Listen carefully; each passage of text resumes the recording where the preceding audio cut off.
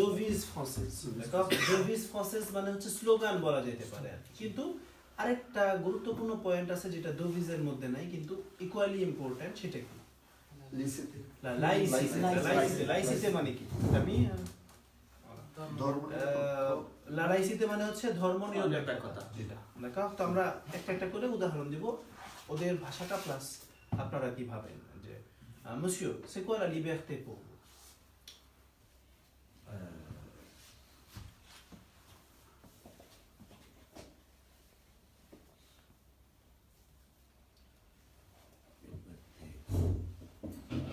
বাংলা একটু শুনি স্বাধীনতা la liberté এটা কি আপনার জন্য?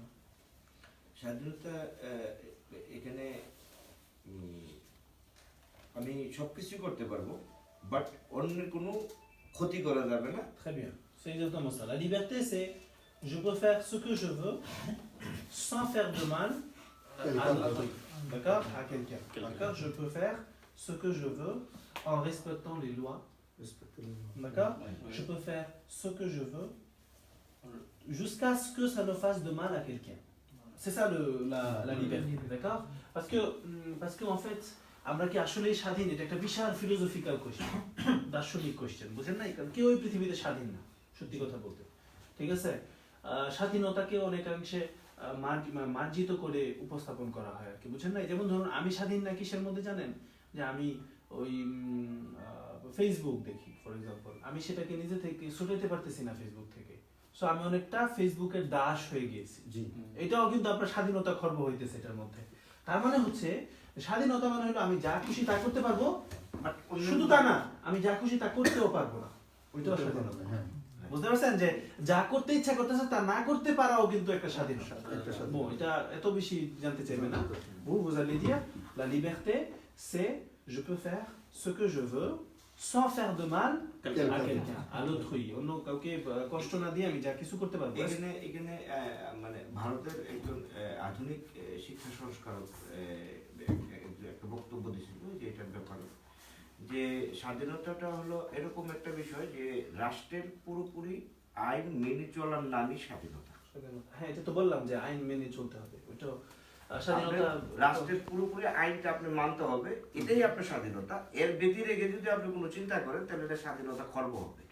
ওকে, ça dépend, এটা হলো ডেফিনিশন কিভাবে সংজ্ঞায়িত করে সেই সংজ্ঞার ভিতরে, ঠিক আছে? আচ্ছা, যাই হোক, est-ce que vous pouvez donner un exemple de liberté s'il vous plaît? Je peux voter quand je suis. Ça c'est liberté ça? Non. Ça. Non. Ok, c'est pas liberté. Liberté. Très bien, liberté de penser মানে কি? চিন্তা ভাবনা স্বাধীনতা। আপনি যা খুশি তা চিন্তা ভাবনা করতে পারেন, বুঝতে পারছেন? যা খুশি তা চিন্তা ভাবনা করতে পারেন। Ensuite, liberté de parler, liberté d'expression, d'accord? Liberté d'expression মানে হলো আপনি যা খুশি তা বলতে পারবেন, মত প্রকাশের স্বাধীনতা যেটা, d'accord? Donnez un autre exemple. Liberté de croyance. Croyance মানে হলো বিশ্বাস করা, আপনি যা খুশি তা বিশ্বাস করতে পারেন। মূলত এটা ধর্মীয় বিশ্বাস বা একটা ছোট উদাহরণ দিই, ফ্রান্সের বাচ্চাদেরকে বিশ্বাস করানো হয় যে নোয়েলের সময় প্যার নোয়েল এসে তাদেরকে গিফট দিয়ে যায়, সো বাচ্চারা সেটা বিশ্বাস করে, এটা তাদের স্বাধীনতা। এটা ছোট্ট উদাহরণ দিলাম, এটার সাথে রিলেটেড কিনা সেটাও আমি অত বেশি জানি না, কিন্তু মূল বিষয় হচ্ছে যে আপনি যা খুশি তা বিশ্বাস করতে পারেন। La liberté de croyance, d'accord? জিজ্ঞেস করতে পারে যে donner un exemple de liberté, d'accord? বলবেন liberté d'expression, liberté de croyance, ok? Voilà. Ensuite, আরেকটা গুরুত্বপূর্ণ বিষয় আছে, সেটা হলো উনি বলছে যে লিবার্টি de s'exprimer, d'expression, এটা গুরুত্বপূর্ণ। আরেকটা আছে, সেটা হলো লিবার্টি de se réunir, মানে হলো একত্রিত হওয়ার যে স্বাধীনতাটা, এটা কিন্তু খুব গুরুত্বপূর্ণ একটা বিষয়। Imaginez, vous n'êtes pas d'accord avec le gouvernement, আপনি সরকারের সাথে একমত না, vous avez le droit, আপনার সেই রাইট আছে de vous rassembler, একত্রিত হওয়ার, pour manifester, আন্দোলন করার জন্য, ça vous avez le droit de faire ça, d'accord? মানে হলো পাবলিকলি মিলিত হওয়ার হয়ে আন্দোলনের ইয়ার কারণে এগুলো কারণ। এখন আরেকটা জিনিস, এখানে জাস্ট এটা একটা ছোট্ট পয়েন্ট আর কি, এটা আমার মনে হয় না যে ন্যাশনাল ইন্টারভিউর সময় এটা খুব বেশি কাজে আসবে। সেটা হচ্ছে যে avez-vous le droit de tout dire et tout exprimer publiquement? আপনার কি আসলে রাইট আছে সবকিছু বলা এবং সবকিছু পাবলিকলি করা? আমরা ততক্ষণ পর্যন্ত বলতে পারবো যতক্ষণ পর্যন্ত এটা একটা ডিফামেশন না হয়ে যাবে, মানে আমরা এমন কোনো তথ্য বলতে পারবো না যেটা মিথ্যা যাচাই হতে পারে, ইয়া হতে পারে, বুঝেন নাই? যেমন আপনি একটা উদাহরণ দিই যে আপনাদের মধ্যে কেউ একজন ওই কোনো চুরি করে নাই, কিন্তু পাবলিকলি বলা হয়েছে সে চুরি করছে, এটা তো বলার অধিকার কারণ নাই, বুঝতে পারছেন? তখন এটা জাস্টিফাই করতে হবে, ঠিক আছে? তো যে ব্যক্তিকে বলছেন সে এটার বিরুদ্ধে ডিফামেশন আইনের আওতায় মামলা করতে পারবে, সো এগুলো হলো বিষয়। তো যা খুশি তা বলতে পারবেন সেটাও পুরোপুরি সঠিক না, মানে হলো লিমিটের ভিতরে থেকে আপনি যা খুশি তা বলতে পারবেন যতক্ষণ পর্যন্ত 1 সেকেন্ড এটা অন্য কাউকে ক্ষতির কারণ না হয় বা কষ্টের কারণ না হয়। আচ্ছা, La République est installée de façon stable en 1875. একটা ছোট্ট বলি যে এই যে স্বাধীনতাটা কিন্তু মানে যে রিপাবলিক যেটা আর কি, ডেমোক্রেসি যেটা, এটা কিন্তু ফ্রান্সে বললাম যে 1789 থেকে শুরু হয়েছে রেভলিউশন। কিন্তু রেভলিউশনের প্রথম আঞ্জাম কবে হয়েছে এটা কি জানেন? 1792 সালে, ঠিক আছে? 1792 সালে প্রথম রিপাবলিক শুরু হয়, ওকে? তখন লুই 16 নম্বর লুইসের গলা কেটে, তার পরিবারের গলা কেটে, তার বাচ্চার গলা কেটে সেটা গিয়োচিন বলা হয়। গিয়োচিন মানে হলো কাটা ফেলা আর কি, মানে একটা ধারালো ব্লেড থাকে, এরকম ভারিয়া থাকে, ওটা খুব ভারী থাকে, গলাটা এরকম ভাবে পরে ওই যে দড়িটা ছেড়ে দেয়, ওটা নিচে পড়ে বুম ফেলে দেয়, ঠিক আছে? এটা এরপরে 1800 শতাব্দীতে 1801 সালে কি হলো? 1801 সালে নেপোলিয়ন, সে আর্মি এরিয়া ছিল, তো সেখান থেকে সে কুদেতা করে ক্ষমতা নিয়ে নিল এবং রিপাবলিক সেখানে শেষ হয়ে গেল। তার মানে আমরা কি বলতে পারি যে এটা একটা স্টেবল রিপাবলিক বলতে পারি? না, কারণ হলো যে এই 1792 থেকে 1801 সাল পর্যন্ত 3 ধরনের সিস্টেম ছিল, ডিরেক্টর ছিল, কনসুলা ছিল, বিভিন্ন ধরনের, মানে রিপাবলিকটা খুব স্টেবল ভাবে স্থাপিত প্রতিষ্ঠিত হতে পারে না, ঠিক আছে? 1801 থেকে 1815 পর্যন্ত এই সময়টা কি হলো? নেপোলিয়ন ছিল, ঠিক আছে? 1815 তে নেপোলিয়ন ইংরেজদের সাথে হাইরাটের অবস্থা খারাপের দিকে, এদিকে তখন আবার ক্ষমতা চলে গেল রাজতন্ত্রের কাছে, ঠিক আছে? 1815 থেকে 1848 সাল পর্যন্ত এই সময় আবার রাজতন্ত্র চলে এলো। আবার 1848 সালে গিয়ে কি হলো? নতুন করে আবার গণতন্ত্র শুরু হলো, কিন্তু এই গণতন্ত্র থাকলো মাত্র 4 বছর। তারপর 1852 সালে আবার যে ক্ষমতা নিছে সে কি করলো? সে নিজেকে নেপোলিয়ন 3 দাবি করে একটা রাজতন্ত্র না, এটা সাম্রাজ্য, যে এটা কি সম্রাট হলো আবার সে, এটাকে বলে deuxième empire বলে এটাকে। premier empire মানে হলো প্রথম মানে সাম্রাজ্য হইলো 1801 থেকে 1815, দ্বিতীয় সাম্রাজ্য হইলো 1852 থেকে, কারণ 48 থেকে 52 তো দ্বিতীয় রিপাবলিক, তারপরে 52 থেকে 75 পর্যন্ত হলো আপনার আবার ওই এম্পায়ার যেটা আর কি, বুঝছেন না, এই সাম্রাজ্যবাদ যেটা আর কি। কিন্তু এই 1875 এর পরে যে রিপাবলিক চালু হয়েছে এই ইয়ার মধ্যে আমরা এখনো পর্যন্ত আছি। তার মানে ধরে নেওয়া হয় যে 1875 হচ্ছে স্টেবল ভাবে মানে রিপাবলিক চালু হওয়ার যে ইয়াটা আর কি, ঠিক আছে? তখন আপনার ওই নেপোলিয়নের ইয়া যে ছিল, নাম কি ছিল, ফ্রান্সোয়া নামের এক ব্যক্তি, সে নিজেকে নেপোলিয়ন ইয়া দাবি করে, সে কিন্তু ফ্রান্সের জন্য সবচেয়ে বেশি উন্নতি করছে, এটা জানেন? ফ্রান্সের ইন্ডাস্ট্রি ও মুক্ত সব তার করা। এবং 1875 সে কি করছে? সে ওই জার্মানদের সাথে যুদ্ধ করতে গেছে ফ্রুইস এরিয়ার মধ্যে, বুঝতে পারছেন? এবং সোদো নামের একটা জায়গা আছে যেখানে সে হারায় ফেলে। ওই সোদো নামের যে জায়গাটা 1875 আমি যদি পুরোপুরি ভুল না করি তাহলে সেখানে যায় সে হেরে যায় ফ্রুইসিয়ানদের বিরুদ্ধে। তখন তো জার্মানি নাই, কিন্তু ফ্রুইসিয়ান বলতো তাদেরকে আর কি, তাদের বিরুদ্ধে 1875 সালে হেরে যায়। হেরে যাওয়ার পরে ফ্রুসিয়ানরা পুরো ক্ষমতা নিয়ে নেয় আর কি ফ্রান্সে, বুঝেন নাই? কিন্তু প্যারিস দখল করতে পারেনি। লাইক প্যারিসের যে পারিজিয়া ছিল বা লোকজন ছিল, তারা সেটার বিরুদ্ধে আন্দোলন করে, যে না তোমাদের ইয়াতে আমরা থাকবো এরকম করে। তখন আবার ডেমোক্রেসি ফ্রান্সকে দেওয়া হয় আর কি, বুঝতে পারছেন? কিন্তু ওই যে নেপোলিয়ন 3 যেটা আর কি, সে ওই সময় ওই ফ্রুসিয়া মানে জার্মান ইয়াদের মধ্যে ওইখানে, এবং আলজাস এবং লোগেন নামে 2টা জায়গা আছে, এটা তখন ফ্রুসিয়ানরা নিয়ে যায় ফ্রান্সের কাছে।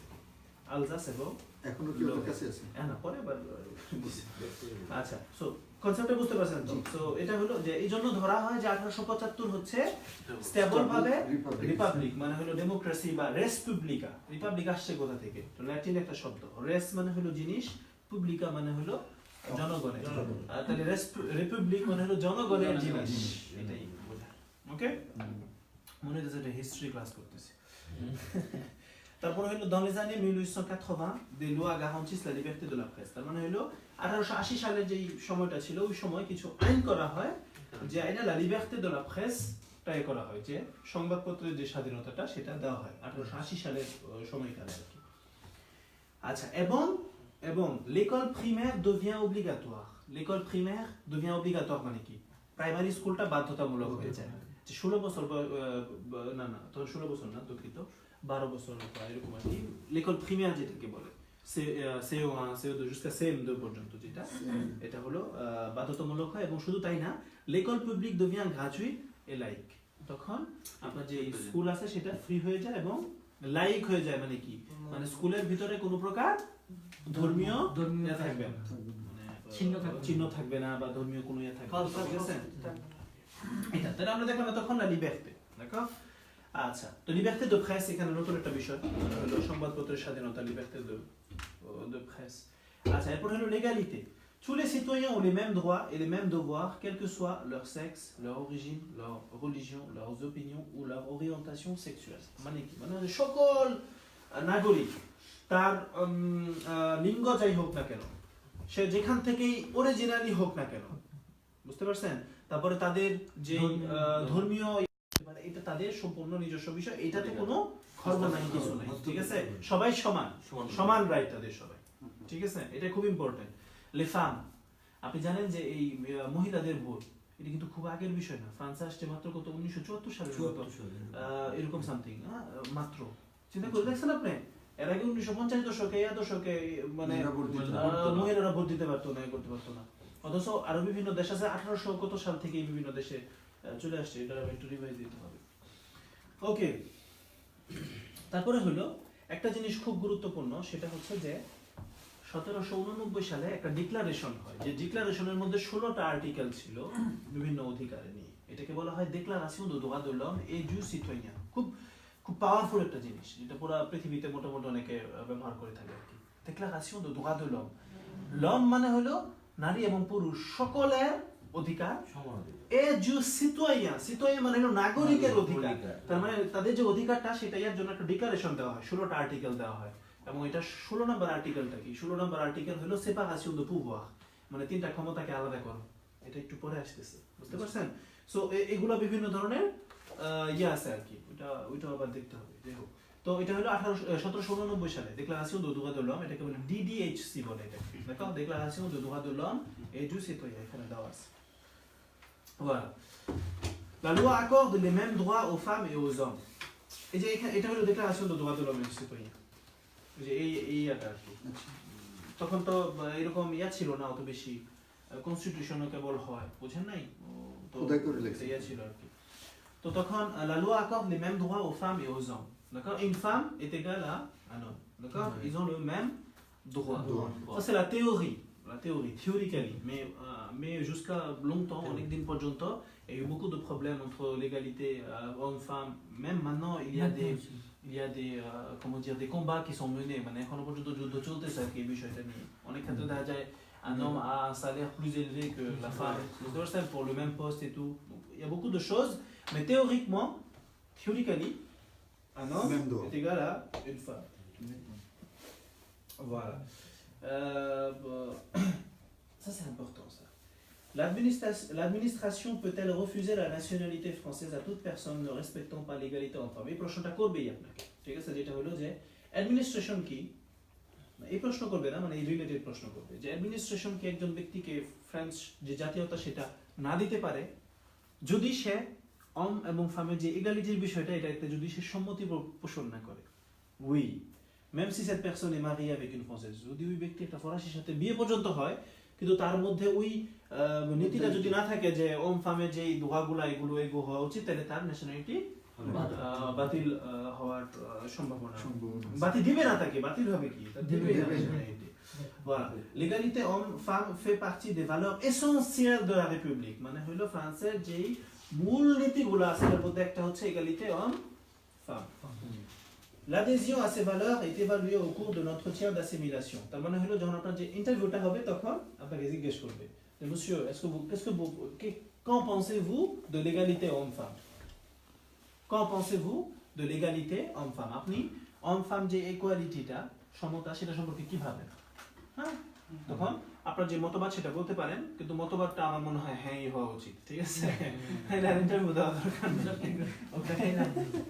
বুঝছেন so non mais après de toute façon এটা নীতিগত বিষয় আমি ব্যক্তিগতভাবে মনে করি যে এইভাবেই হওয়া উচিত এখন এটা বিভিন্ন মানুষের বিভিন্ন ধরনের চিন্তাধারা থাকতে পারে সো অত চিন্তাধারা আমার মনে হয় যে না করাই ভালো। voilà. Donc, bien sûr, d'accord. Non, mais de toute façon, la femme et l'homme, ils sont égaux, d'accord. Donc il n'y a pas de souci. Ils ont les mêmes droits. Et je pense qu'ils doivent avoir les mêmes droits parce que après tout, c'est un être humain. C'est un être humain. Être humain, মানে কি? একজন Humanity. humain, মানে একজন মানুষ. জি। Après tout, c'est মানুষ তো, তাই না? পুরুষ হতে পারে, মহিলা হতে পারে. Donc même droit. Ok. Ensuite, la fraternité, ça c'est très important. Tu peux couper si tu veux. On le montre.